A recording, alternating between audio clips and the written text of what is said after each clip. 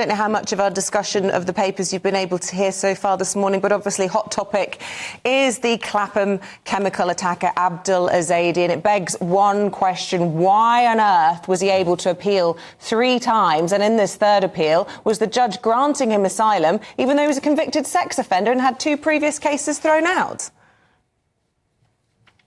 Well, look, you raise a very good question, and, what we can't have is a system driven by credulous clerics and lefty lawyers, which is precisely why this government is taking forward legislation that will ensure that people like Ezedi should never be in this country in the first place. He arrived here illegally. We don't think anybody who arrives here illegally should be able to stay. That's why we're just a busload of votes away from being able to get through the House of Lords our plan that will make it illegal, that will allow us to return people like Ezedi, have them out of this country, protect people. And that legislation has been opposed, I regret, by Labour each and every time we've brought it forward. Well, that legislation not yet in place. I suppose the question remains, how many other people like Abdul Ezedi remain at large in this country, given these massive loopholes that have been enabling people like him to stay in this country, costing the taxpayers a fortune? Yeah, and that's why the Prime Minister's made it. It's one of our absolute 5 priorities. The Prime Minister's been clear, we will start those returns later this spring. We will get that legislation through, and we will do everything that it takes to protect the public and to remove people who come here illegally. There's no reason for people to do that. France is a safe country. It's a fellow G7 member. And if people arrive here illegally, they need to understand that they will not be allowed to stay, they will not be granted asylum, and they will ultimately be removed. Andrew, what about people removing themselves from the Conservative Party? 2 more today. It's just not a good look. What would you like to say to your they are colleagues, but they're also former colleagues as well, now declared today? What would you say on that front? Well, look, two colleagues who've given great service to this country, to this party, both very long-standing members of Parliament. Understandably, people from time to time will decide that the right thing for their next chapter, their families, having given that long service, is to move on and do other things. That's not unusual at this point in the Parliament. What my colleagues are focused on is the economy. The plan is working. Inflation is falling. We're starting to see the benefits of that. People should be able to look forward to interest rates falling over time.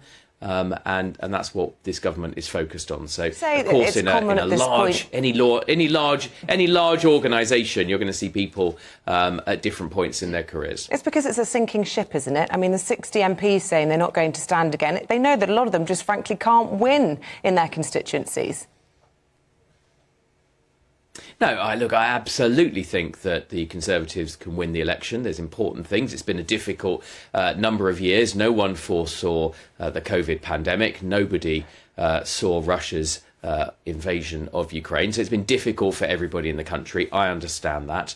People, have had their frustrations, but the answers to those frustrations are all Conservative. If you're worried about your train service not being reliable, the answer isn't to repeal every single trade union law passed since the 1970s. If you're worried about your interest rates being too high, it's not to have the hundreds of billions of unfunded spending promises from Labour. So I understand where people are. They've been grumpy. We're focusing on delivering our plan, and that's, I think, the way that we can convince people that the right answer is Conservative.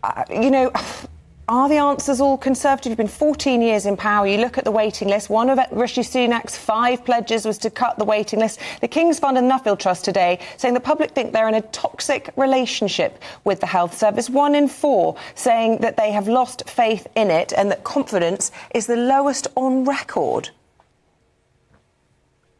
Yeah, and look, those numbers, should be of concern to everybody. They're worse in Labour Wales. In Labour Wales, the confidence in the NHS was significantly lower.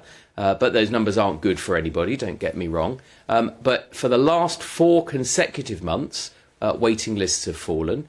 The longest waits in particular, those over 2 years, those over 18 months have now almost been eliminated. There are record resources going into the NHS. Despite the strikes, we continue to make forward progress. And of course, we come off the back of a pandemic, which did put huge challenge and strain on our healthcare system. Well, what you do, Andrew, and I'm sorry we don't spend more time in this fascinating area in science, research and innovation that you do. Michelle Donnellan, who's appeared on the programme a good few times talking about the area, she is the Secretary of State for all of this. Now, she's going to be speaking at the Natural History Museum today. Now, you're going to be talking about the digitisation of historic specimens. Looking at that, how does that help us today? Well, the UK and the Natural History Museum in particular has got this unparalleled resource, 137 million specimens gathered from the Victorian era onwards. And if you like, that's a record of what's happened to nature, some of how things have been impacted by climate, how disease or potentially disease-carrying creatures like mosquitoes have moved around over time. And so the digitisation of that fantastic resource is one of the programmes that we've announced today. Another is one of the world's most sensitive microscopes that can see what's going on in individual atoms and molecules in real time. That'll help us understand new materials. It could help potentially find new drugs, discover why particular ailments and diseases happen. So, science is incredibly important, and it impacts on all of our day-to-day lives because it's how we live better quality, healthier lives going forward. One of the things we should all be really proud of as a country is that the UK is one of the world's superpowers in science. We make a massive contribution, and that in turn creates jobs up and down the UK. That microscope I talked about, that's up in Liverpool. So this isn't just, academic sciences in the southeast of England. This is spread across the whole UK, benefiting everybody. Science is massively important. Security, national security, defence, massively important. I just want to ask you about Grant Shapps yesterday. He was talking about the defence budget. He admitted that the figures were misleading, but he's been called a cheat. And this morning, Lieutenant General Sir Bob McGowan saying we can't afford enough ammunition to protect Britain. Should we be concerned?